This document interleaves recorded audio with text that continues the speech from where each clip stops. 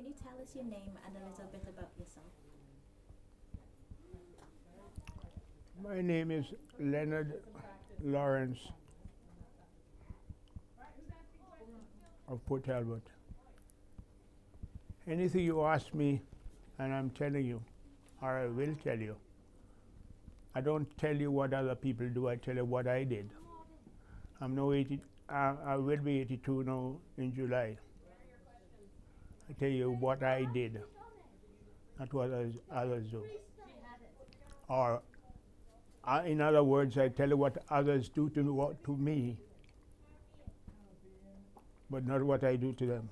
Have you passed Port Talbot Town Centre? Yes. That's one of my construction.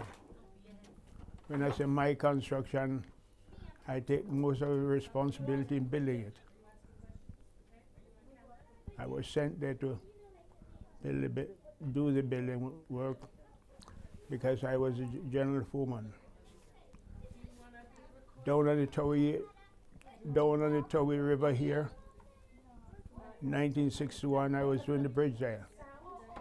I was working for Mark Alpine Contractor. I'm a builder, and I come here to work, that's what I am.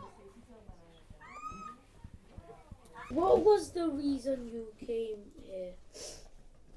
Well, the British wanted people to work here, and because their people wouldn't do the type of work that we would do, so that's why most of us Jamaicans, when they came here in the late 50s or early 60s, that's how it was. The country wanted more people, and that's the way we came here. You came to work. Yeah, we came, yes. They couldn't get enough people to work, see, so they opened the Caribbean they Islands opened Caribbean Islands for the people to come over to work. Because, you know, the British people, they don't want to do this and they don't want to do that. We were part of the Commonwealth. We were part of the Commonwealth. Then, yeah. So it was open for us to come. Yeah.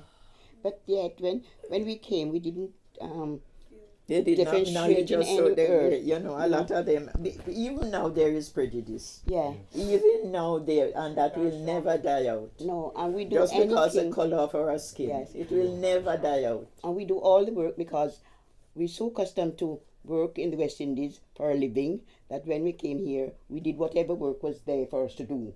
And you will be independent of it. And most of them were jealous of us after a while, because I remember my late husband saying to me that he used to do scaffolding on the buildings, and he had a argument with one lad there one day, and he said to him, "You West Indians, especially Jamaicans, you come here with a suitcase on your back and give you a couple of months, you got big house with a car parked in by the door." They said, "Yes, we work for it. Work for it.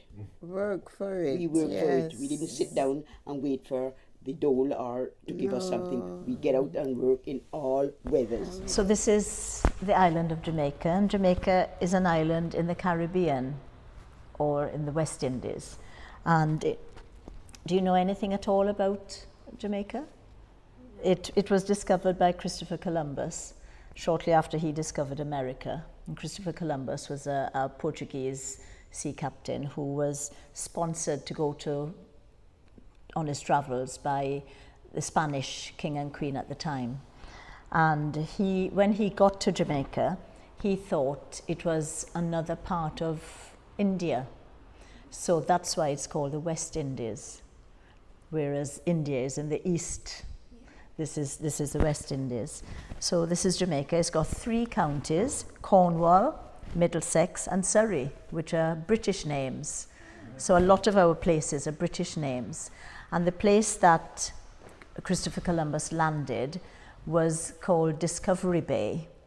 But around that area, there are also some Welsh names, because after the Spanish left the island, the British took over. And there are some Welsh places, like, for example, there's a beach called Cardiff Hall. There's a place called Llandovry, which, of course, we didn't know how to pronounce it, so we never said Llan, we said Llandovry.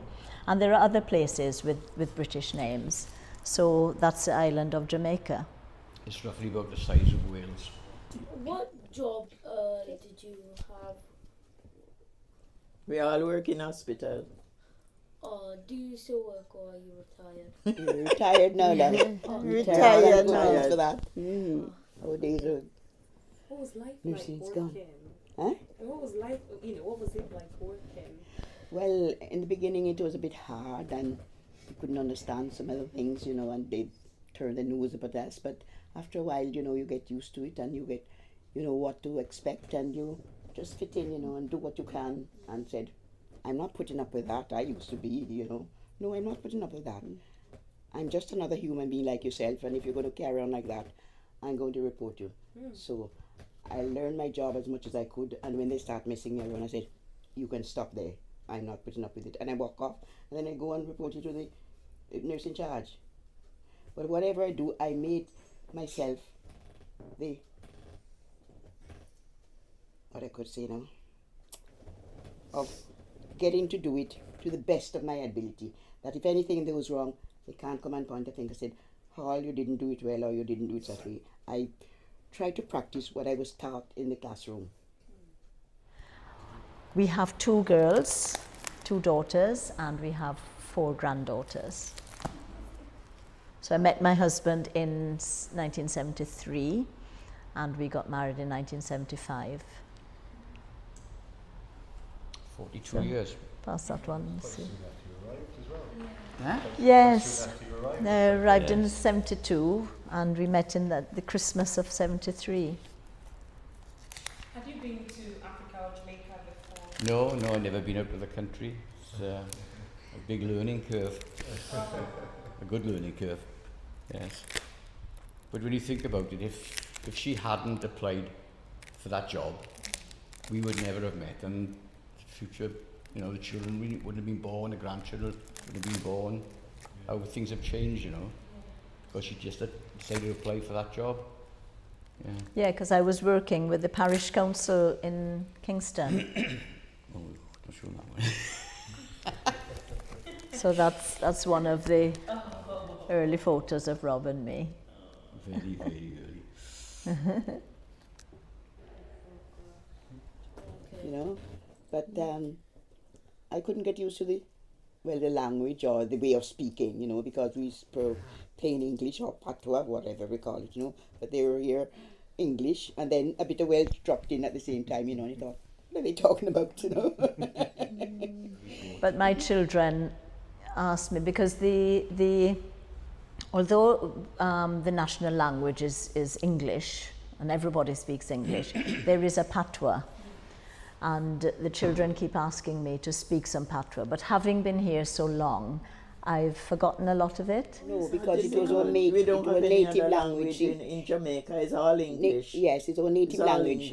But there was what we call patois, which is broken English. Come here, where you go? Behave yourself, boy, and things like that, Yeah, yes. I got 2 grown-up sons now, and in times gone by when they were younger, and they do something and I get into temper and I started talking patois and say, Mom, calm down. We can't understand the word you say. Oh my goodness. I go up and say, my patois, and they calm down, Mom. When I went for the interview in Jamaica to come over to train to be a nurse, they asked a lot of questions about how will you manage the food. And they said, well, they eat a lot of bland food and a lot of potatoes and things like that. But when I came over, I coped fine with the food. Obviously, it wasn't as spicy as we have our food, wasn't as seasoned, but it was okay. We managed.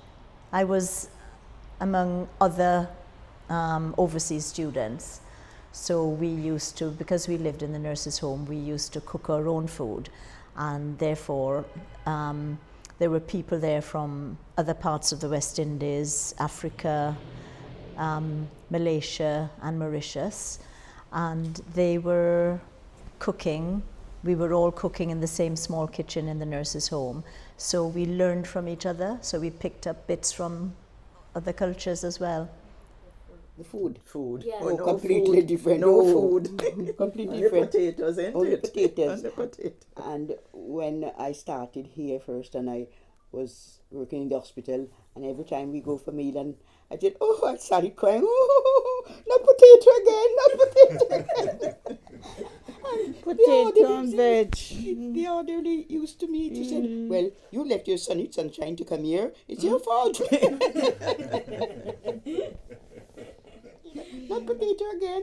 We used to get tin yam in Yes. Donovan. Yes, in the early days. Shop. In one of the shops in town, we One used to get shop tin yams. in town. Or there was a one in the square, we used to get green bananas. And when the it's in the shop in Chidzoy, everybody would phone around, oh, come on, there's bananas and yam in Chidzoy. And everybody, everybody would be there. And Like I said earlier, the food, definitely. There are many more restaurants of different nationalities here now than there were when I first came. Lot more people of different races, different colors. When I used to come to church in Swansea, you didn't see many black people. I wouldn't say the only, but most of the people of different color that you saw were the students at the university. So the culture has changed as well. There's a lot more mixing of the cultures than there were when I first came. I came here in 1961 to do the Tower Bridge. And you walk miles through Swansea. It's only one like me you could find. Couldn't find about one else. But since 1979, it started to change over. And now you got 85 different cultures in Swansea. Swansea has changed a lot. 85 different cultures that live in Swansea now.